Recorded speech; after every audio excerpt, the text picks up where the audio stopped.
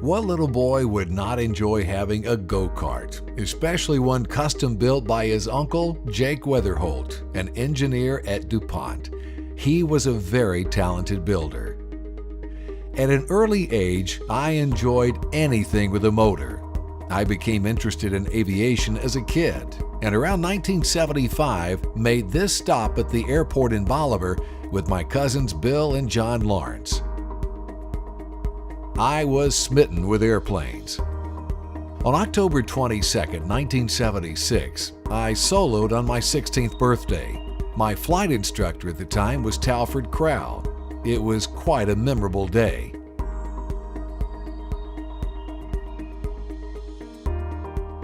Through the years, I've enjoyed flying many different types of airplanes. Well, they weren't all airplanes. Check out this trike, for example. It's basically a hang glider with an engine.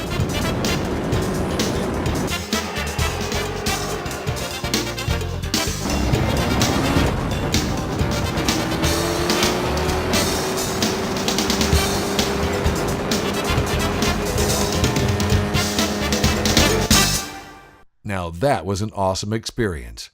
My buddy Hobart Welch thought that I should try gliders. To me, a glider is like a sailboat on the ocean. It's quiet. I like the hum of an engine, even if it's on a helicopter. This is my friend Alan Burnett giving me a helicopter lesson. One of the most memorable flying experiences occurred in 2002 when I flew with the U.S. Air Force Thunderbirds. There's something about showing up for the flight and seeing your name on the side of the jet. Take a moment. Here we go. All right. And relive that experience with me. There goes the burner. Engine's looking bueno. Trimmer 3001. Get on it.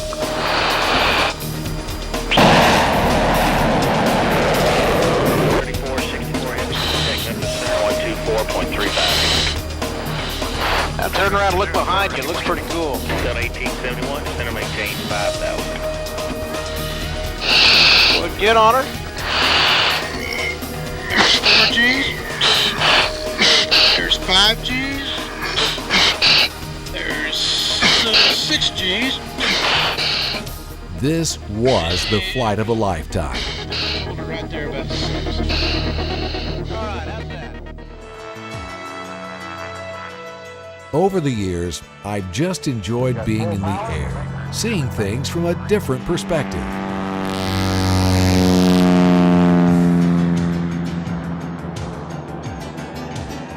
There have been trips with friends to Lambert's in Sikeston, Missouri. Some of my most enjoyable flying experiences, introducing non-pilots to the thrill of flying.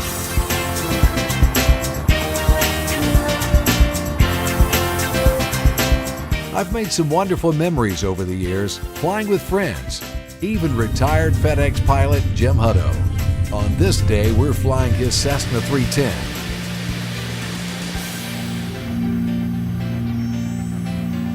While I have enjoyed flying, I've never jumped out of a perfectly good airplane. My wife has.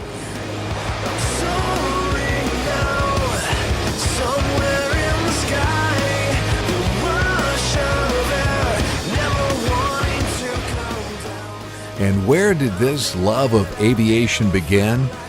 At this small airport in Bolivar, Tennessee. William Whitehurst Field is in wonderful shape.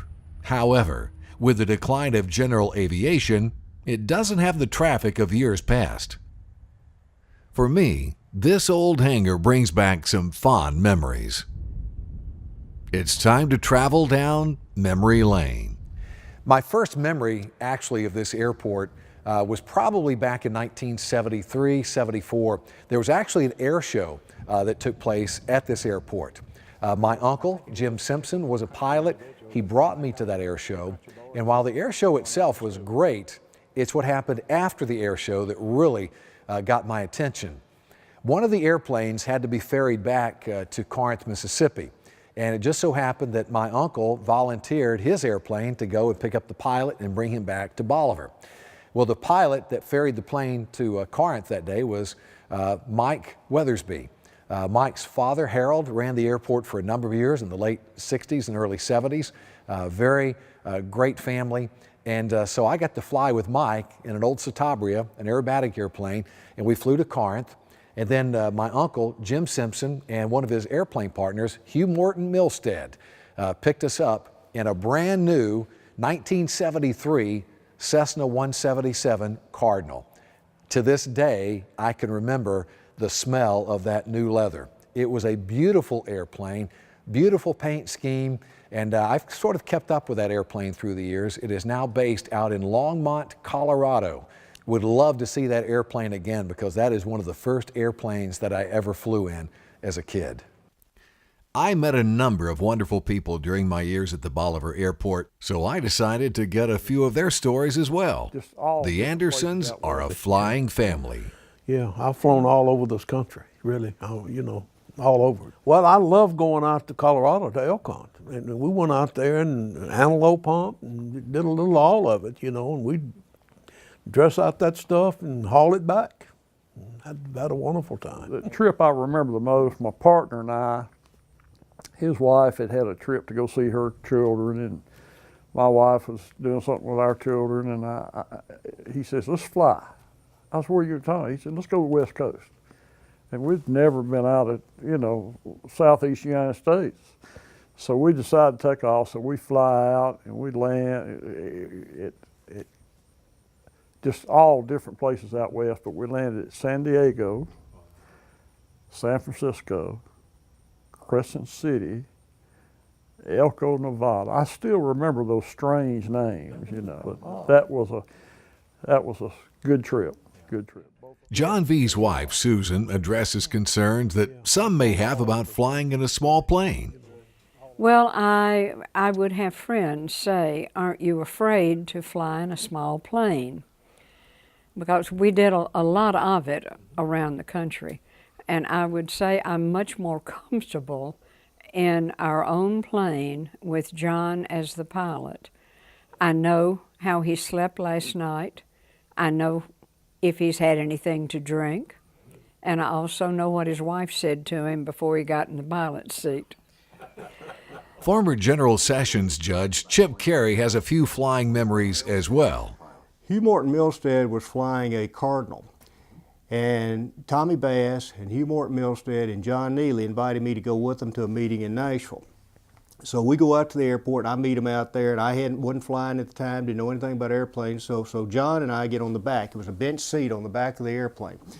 We take off, and we're climbing out of there, and Hugh Morton looks over at Tommy Bass and says, we don't have any radio. Tommy Bass said, what do you mean? Tommy stuttered. He was related to me. I'm not making fun of him, but Tommy, what do you mean, Hugh Morton, we ain't got any radio? He said, well, it's no problem, Tommy. He said, we just can't land at the Nashville airport. We just have to land at another airport.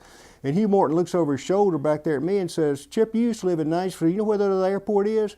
I said, yeah, Hugh Morton, you go down I-40 to Briley Parkway, hang a left, go down Buzz Opryland. Opryland was still there at the time. The airport's right across. He said, oh, that's no problem. So we're flying to Nashville, and Hugh Morton looks down, and he says, well, we're doing fine right now, so we're over the Duck River right now. I look down and I said, Hugh Morton, we're not over the Duck River. That river's got barges in it. We're over the Cumberland River. So Hugh Morton starts coming down, and he comes right down I-40, and you know, when you got an instrument rating, I don't think Hugh Morton did, you know, say IFR, I mean, I follow roads. That's exactly what we did. Took a left. You can see the airport, not even supposed to be in a terminal control area. He takes a left, flies down Briley Parkway. Sure enough, he buzzes Opryland and comes in for a landing, but he's coming in too hot. He's coming in too fast, so he has to do a go-around. Tommy Bass is sitting up there in the front seat. His knuckles are turning white. We finally come back around, slow it down, get landed. And when the FBO comes out there, the attendant says, so do you like us top off the tanks and check everything? Damn right, you check everything on this airplane. Hugh Morton, if I ever get out of here, I ain't ever flying with you again. One thing all of our storytellers have in common, a man named Billy Whitehurst. Billy was something.